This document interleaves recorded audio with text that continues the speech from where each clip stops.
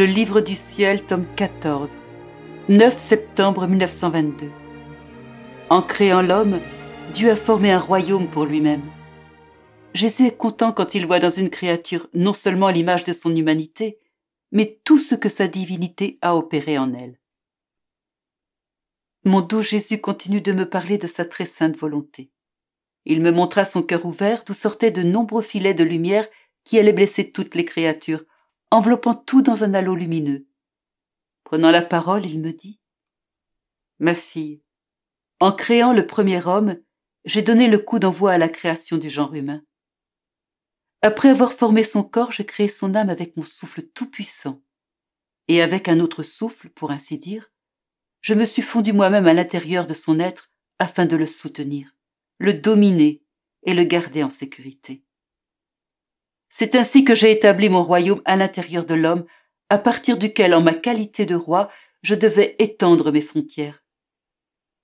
Ma joie était à son comble quand je voyais en cet homme la génération presque interminable des êtres qui allaient me donner autant de royaumes que de créatures qui viendraient au jour, et en lesquels j'allais régner et étendre mes frontières divines. Et tout le bien provenant des autres royaumes devrait contribuer à augmenter la gloire et l'honneur du premier royaume, placé en tête des autres comme acte premier de la création. Mais puisque l'homme est sorti de ma volonté, mon royaume et le sien ont pris fin. De plus, il me foula aux pieds, commença à régner à ma place, et devenant sa propre idole, forma un règne de vices, de misère et de désastre. À peine né, ma joie mourut et se changea en tristesse. Tu vois, tout le malheur de l'homme vient de son retrait de ma volonté. Notre amour ne s'est pas arrêté là, car je n'ai pas voulu être un Dieu isolé. Non. Aussi ai-je voulu descendre du ciel et prendre une humanité semblable à celle du premier homme. Dans cette humanité, j'ai enfermé toute la création, et j'ai lié la volonté humaine de cette humanité à la divine volonté. Ainsi, cette volonté humaine, embrassant toute la création et tous ses actes dans la divine volonté, pourrait se présenter devant mon trône après avoir triomphé de tous les actes humains, changés par elle en actes de la divine volonté. Résultat, l'humain prendrait possession de la divine volonté et le divin prendrait possession de l'humain, l'un ayant autorité sur l'autre. En fait, lorsqu'un être fusionne avec un autre être, la seule raison pour laquelle j'avais commandé au premier homme de s'abstenir de manger du fruit défendu était que j'attendais de lui qu'il sacrifie sa volonté au profit de la mienne, et que par ce sacrifice, en unissant sa volonté humaine à la mienne, il pourrait s'emparer de ma volonté et moi de la sienne, nous permettant à tous deux de régner avec la même puissance, la même sagesse et la même bonté. Je le voulais en aucun point différent de moi, puisqu'il était issu de moi. Il était mon fils. Et quel père ne souhaiterait pas que son fils fût aussi riche et heureux que lui?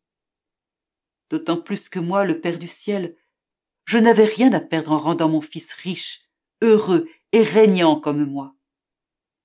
Ainsi, même si l'homme a rompu le lien entre sa volonté et la mienne, mon amour n'est pas resté silencieux, mais a redoublé d'ardeur. Comme je voulais à tout prix engendrer un autre moi-même, j'ai choisi de prendre chair humaine et de demander à mon humanité de se sacrifier à ma volonté en tout, d'en prendre possession afin que je puisse réaliser le but de la création de l'homme. En fait, quand je veux mener à bien mes grandes entreprises, j'ai l'habitude d'agir avec une seule personne pour passer ensuite à un plus grand nombre. Tous mes desseins n'ont-ils pas échoué à cause d'un seul homme? Voilà pourquoi mon humanité à elle seule devait racheter cet échec. Ainsi, la puissance de ma volonté qui englobait toute la création devait me rendre l'amour, les baisers et les caresses que le premier homme m'avait si brutalement refusés. Mon amour, laissant tomber ses habits de tristesse et de deuil, revêtit des habits de fête, et triomphant se livra aux plus grands excès et folies de l'amour. En résumé, quand je veux accomplir une œuvre auprès des créatures, je commence par agir auprès d'une seule, comme s'il n'y en avait pas d'autre. Ensuite, j'agis au niveau universel, au point de remplir le ciel et la terre. Maintenant, ma fille, mon amour veut s'épancher de nouveau. Et au risque de commettre des excès, il veut travailler sans relâche et engendrer de nouvelles naissances. Mon amour s'est manifesté dans mon humanité en englobant toute la création en moi afin de donner au Père tout ce qu'il en attendait et de faire descendre sa grâce au profit de toutes les créatures.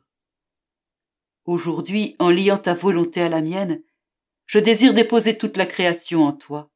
Tandis que tu prendras possession de ma volonté, je veux que mes actes, mon amour et mes souffrances soient reproduits en toi. Je veux avoir un reflet de moi-même sur la terre, afin que, en la regardant, je puisse voir en toi comme dans un miroir la création que j'ai lancée depuis le ciel et que j'ai englobée dans mon humanité. Je veux qu'en me regardant dans ce miroir, je puisse voir la création en toi. Toi et moi, nous nous reflèterons l'un dans l'autre. Ma création se reflètera en toi et tu te reflèteras en moi. Moi depuis le ciel et toi sur la terre. Alors mon amour sera satisfait puisque je verrai dans une créature non seulement l'image de mon humanité, mais tout ce que ma divine volonté y a opéré. Par conséquent, sois attentive et respecte ma volonté.